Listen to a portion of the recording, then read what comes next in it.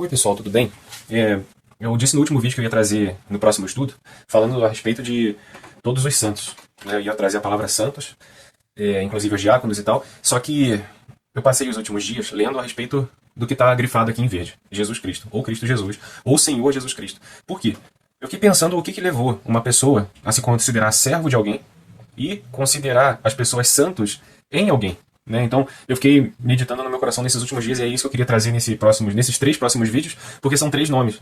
Então aqui Paulo destaca na carta dele Cristo Jesus e Senhor Jesus Cristo. E aí no grego tá lá a transliteração também, Christo Iesu, e aí Kyrios, Iesu, Cristo. Que aí é a palavra Senhor, e aí no sentido grego da palavra, Kyrio, o que está por trás disso? Por que Paulo chama Cristo de Kyrio? E nesse vídeo eu queria pensar a respeito um pouco disso, eu já vim meditando ao longo da semana e vim só trazer aquilo que já veio no coração nesse momento. Então, primeiramente, eu vou começar, esse primeiro vídeo vamos destacar a palavra Senhor. Então, primeiro eu quero trazer a palavra Senhor. Por que Senhor Jesus Cristo? Por que a gente usa esse título para a pessoa de Jesus? Então, aqui a gente tem 2 títulos acompanhados do nome próprio. Então, o nome próprio dele aqui era só Jesus. Mas aí a gente tem o Senhor e a gente tem Cristo. Então, nesse primeiro vídeo, Senhor. Por que Senhor? E aí, ao longo da semana eu fui meditando no texto, lendo algumas coisas e fui vendo algumas coisas e isso eu queria trazer agora. Então primeiro, Kyrios, Senhor vem da palavra grega Kyrios. E essa palavra Kyrios, ela era no passado usada por educação, como ainda é usada hoje, A gente fala sim senhor, sim senhora, para algumas pessoas, muito embora isso esteja se acabando entre os mais jovens, mas entre os mais antigos era muito comum a gente chamar de senhor e senhora. Por educação, por respeito às pessoas mais velhas ou a pessoa que tem, digamos assim, um conhecimento maior, uma autoridade, um professor, uma professora, uma pessoa revestida de autoridade, seja militar, civil ou eclesiástica, pastor, nessa situação. Então, senhor era atribuído por educação a alguma pessoa. Da mesma forma, senhor também ele era utilizado quando alguém era possuidor de muitos escravos. Então, se a pessoa tinha muito escravo no passado, ele era chamado senhor, ou Kyrios, que era um dono de muitos escravos. Mas no contexto do Império Romano, Kyrios, ele era utilizado ao imperador romano, mas não por respeito, não por conhecimento de que ele é um rei e que como rei recebia autoridade por causa disso, mas era usado Kyrios no sentido de divindade. Então, quando você falava César, o senhor César Augusto, ele era chamado de era Kaiser Kyrios. Kaiser Kyrios. Então era César Senhor, no sentido de divindade. Quando era usado para César, então César ele era o imperador romano. Normalmente existia no Império Romano um culto à divindade. Então entendiam que o César, que é alguém que está investido do senhorio de Império Romano ali, ele é um deus encarnado, Uma religião politeísta, onde acreditavam em diversos deuses, deus da chuva, deus do trovão, deus do sol, deus do mar, das águas, e ali César era uma personificação de um deus. Então era utilizado Kyrios no sentido de divindade. E é interessante lembrar que no 2º século existiu um bispo na igreja, e ainda não se existia a igreja católica romana como se existe hoje, era só a igreja do Senhor que se reunia em algum lugar. Então existia um bispo que o nome dele era Policarpo, ele era bispo de Esmirna, era uma região, no 2º século, Então, 2º século ali, 100 e poucos depois de Cristo. Ele morreu porque ele se recusou a chamar César de Senhor. Por que ele se recusou a chamar César de Senhor? Ele entendia que César era o imperador romano, ele entendia que como imperador ele deveria receber respeito, mas só que César queria o nome, os Césares, queriam o título de Senhor no sentido de divindade. E aí, Policarpo ele falou, não, só existe um Senhor, e esse Senhor é Jesus Cristo, e esse Senhor Jesus Cristo é Deus. E ele morreu, martirizado. Martirizado a gente fala como testemunho, mártires é martírio, é testemunhar. Então ele testemunhou a fé dele de que só existe um Senhor sobre todos, que é rei de todos e que reina e conduz o universo, e é Jesus Cristo. E aí a igreja antiga, todas aquelas pessoas que se entregavam, que morriam por causa dessa fé em Cristo, se entregavam porque entendia que Senhor vai muito além do que um título de eu reconheço que Jesus é uma autoridade. Não, eles reconheciam que Jesus ele era Deus. E aí a gente vai ver isso ao longo dessa reflexão, que eu pretendo ser rápida. Então Jesus ele era Deus, e aqui eu quero discorrer um pouco sobre isso. Então o título de Kyrios, ele é utilizado a Jesus de forma superlativa. Então quando a igreja no 1º século dizia o Senhor Jesus Cristo, e ainda hoje quando a igreja diz Senhor Jesus Cristo, deveria entender que Senhor é como se nós estivéssemos dizendo Deus Jesus Cristo. Jesus ele é Deus, ele é o ungido e ele é o Senhor sobre tudo, ele é Deus do universo, ele é a 2ª pessoa da Trindade. E a gente vai ver mais um pouco sobre isso agora. Então na Septuaginta, a Septuaginta, que é uma tradução dos 70, a versão hebraica, quando foi traduzida para o grego, a gente chama de Septuaginta. Isso 200 anos antes de Cristo, por causa do período de helenização, quando a Grécia já tinha invadido o local onde Israel existe, Então o povo ele já foi helenizado, começou a utilizar o grego para conversar, e houve uma diáspora, então várias pessoas saíram de Jerusalém nesse momento. E nesse momento, para que não se perdesse a fé e as pessoas pudessem continuar nas suas sinagogas aprendendo a respeito das escrituras veterotestamentárias, um grupo, né, existe uma lenda de que um grupo de 70 sábios, em 70 dias, traduziu a Bíblia do hebraico para o grego. Então aí a gente fala de Septuaginta por causa disso, né? Septo, né? 70. 70 pessoas se reuniram para fazer essa tradução. E lá no Antigo Testamento, quando aparecia a palavra, né, perdoem-me aqui pronunciar o nome do Senhor, e provavelmente eu não estarei pronunciando certo, mas a gente fala Yod, Resh, Vav, Resh, né? Isso é em hebreu, em hebraico, né?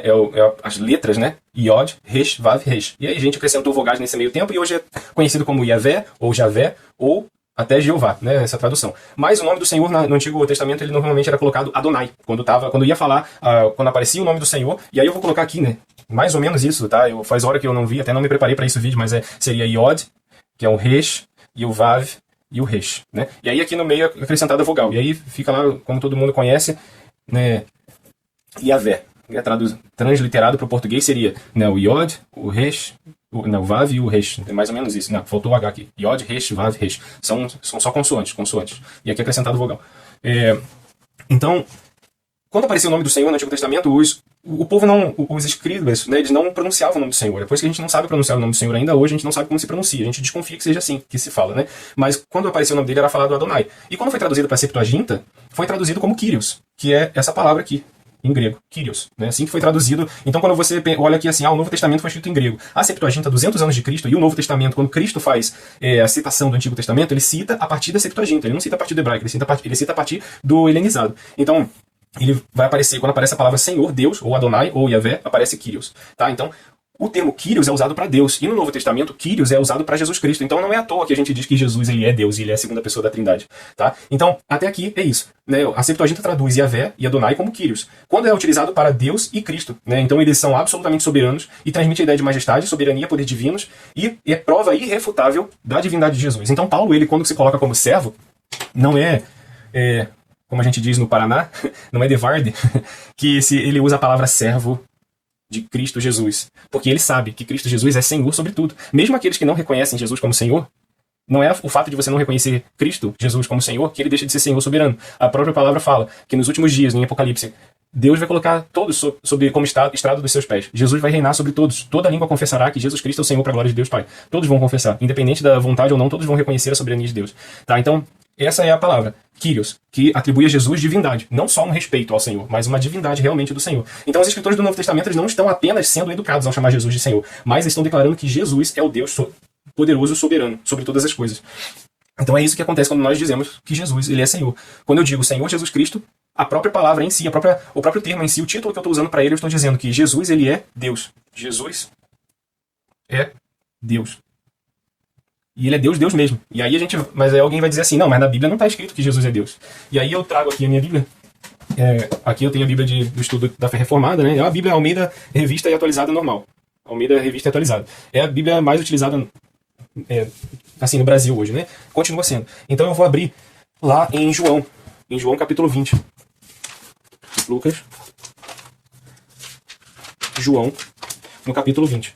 Jesus ele já tinha sido ressurreto, né? Jesus já tinha sido crucificado e voltou. E aí no verso 24, quando Jesus aparece para os discípulos pela segunda vez, porque até então Jesus tinha aparecido uma vez para Maria Madalena e para as outras mulheres, e depois ele apareceu uma vez, e aí João vai dizer aqui que Jesus aparece mais uma vez. Então ele coloca no verso 24.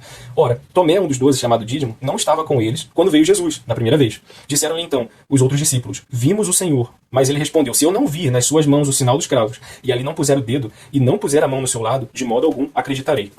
E aí o texto vai continuar. Em qualquer Bíblia que vocês pegarem para ler, vai ser desse jeito, né? Às vezes a tradução muda, mas o contexto é o mesmo. Tá, então, passados 8 dias, estavam outra vez ali reunidos seus discípulos, e Tomé com eles. Estando as portas trancadas, veio Jesus, pôs-se no meio e disse-lhes, Pai seja convosco. E logo disse a Tomé, põe aqui o dedo, e vê as minhas mãos. Chega também a mão e põe-na no meu lado. Não sejas incrédulo, mas crente. Respondeu-lhe Tomé, Senhor meu e Deus meu.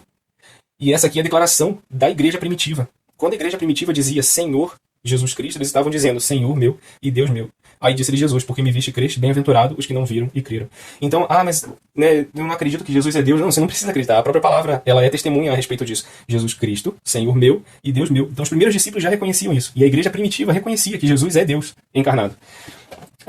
Existem diversos estudos a respeito disso, a gente não tem tempo para explorar todos eles, mas né, eu vou colocar na descrição do vídeo, quem quiser se aprofundar, existem alguns livros e eu vou colocar na descrição do vídeo quem quiser adquirir. inclusive me ajuda na compra, o dinheiro que eu coloco, os links que eu coloco ali, ajudam a gente financeiramente nesse sentido, tá?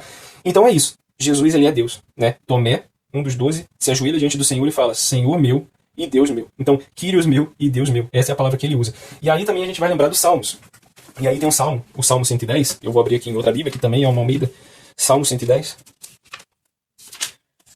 Ele vai dizer assim, aqui. Disse o Senhor ao meu Senhor, assenta-te à minha direita, até que eu ponha os teus inimigos debaixo dos teus pés. Tá, então aqui a gente ainda não existia Jesus Cristo como conhecemos hoje, né? A gente vai falar de teofania no Antigo Testamento, que é a aparição de anjo, quando a Bíblia fala o anjo do Senhor, e muitos teólogos acreditam e defendem a tese de que essa teofania, na verdade, era o próprio Cristo ainda glorificado antes de ser encarnado e passar pela crucificação. O próprio Cristo vinha falar com o seu povo. E aqui a tradução que vem no Antigo Testamento é interessante, porque quando diz assim, disse o Senhor ao meu Senhor, como eu falei, no Antigo Testamento eles traduziam, na Septuaginta colocaram Kyrios, mas no hebraico está escrito assim, ó, disse Yahvé ao meu Adonai.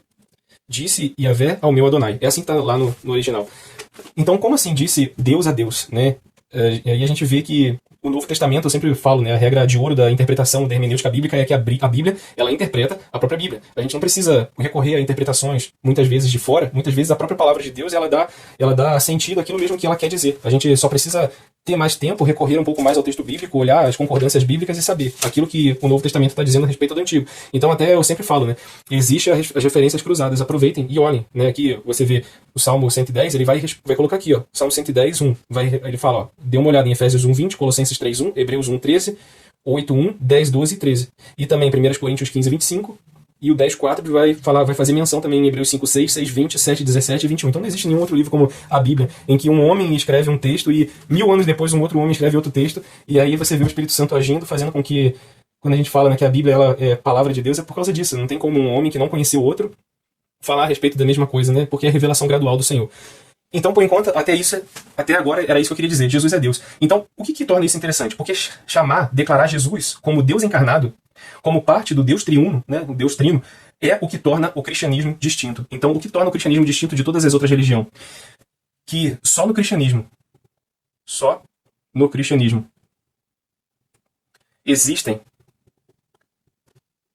3 pessoas em um.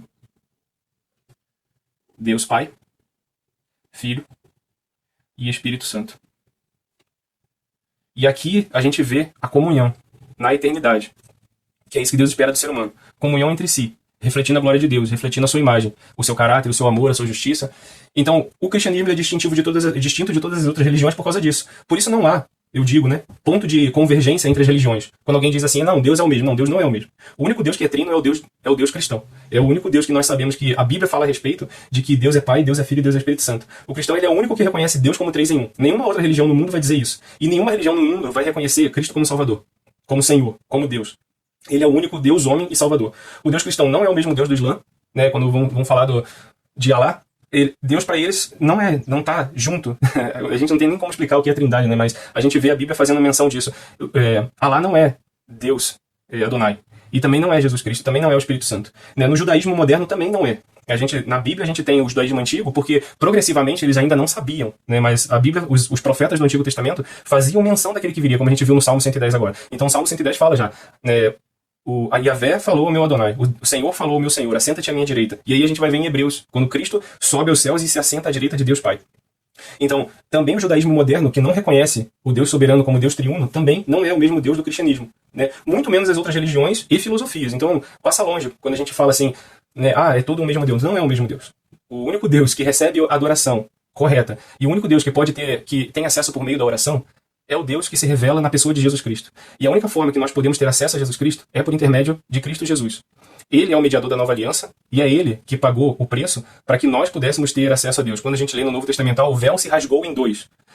Aquilo ali, na obra da cruz, quem conhece a tradição judaica sabe que existia um véu que separava o santo dos santos, o santo dos santos, né? Então você tinha uma congregação que se reunia para adorar o Senhor, mas só existia um lugar onde o sumo sacerdote, uma vez por ano, podia entrar e oferecer sacrifício pelo pecado de todo o povo. E ali, uma vez por ano, atrás desse véu, que era um véu muito grosso, esse sumo sacerdote sacrificava por si e pelo seu povo o pecado, né, no cordeiro. E Cristo, ele é a manifestação desse cordeiro. E Cristo, ele é o sacerdote que, além de ser o sacrifício, ele também é o que oferece a oferta para que pudéssemos ter acesso ao Pai. Então, quando Cristo morre na cruz e o véu se rasga em dois, a partir de Cristo nós entendemos que agora sim temos acesso ao Pai. Mas como temos acesso ao Pai? Por meio de Cristo. Sem Cristo nós não temos acesso ao Pai. Quando alguém fala assim, orar é falar com Deus. Não, orar não é falar com Deus. Orar é, por meio de Cristo Jesus, levar adoração ao Senhor. E por meio de Cristo, por intercessão dele somente, a gente tem acesso a Deus. É só por meio de Cristo que nossas orações chegam a Deus. E não é da forma como nós entendemos, porque o Espírito Santo fala para Deus aquilo que nós não conseguimos falar. É por isso que a gente também precisa do Espírito Santo na intercessão, por meio de Cristo Jesus, para orar a Deus. É o Espírito Santo que, com gemidos inexprimíveis, fala ao nosso Pai aquilo que nós desejamos falar. Mas nossa oração não vai chegar a Deus se nós não fizermos mediados por Cristo Jesus. E por essa verdade, por isso que eu falei agora, muitos homens e mulheres no passado, como o Policarpo que eu falei no início do vídeo, entregaram suas vidas por amor do único Deus trino e verdadeiro, né? E lá em 1 Coríntios 12:3 vai dizer que ninguém pode chamar Jesus de Senhor, que é Deus, a não ser pelo Espírito Santo. E aí, se você quiser abrir também em 1 Coríntios, vamos abrir em 1 Coríntios 12. 1 Coríntios 12, verso 3.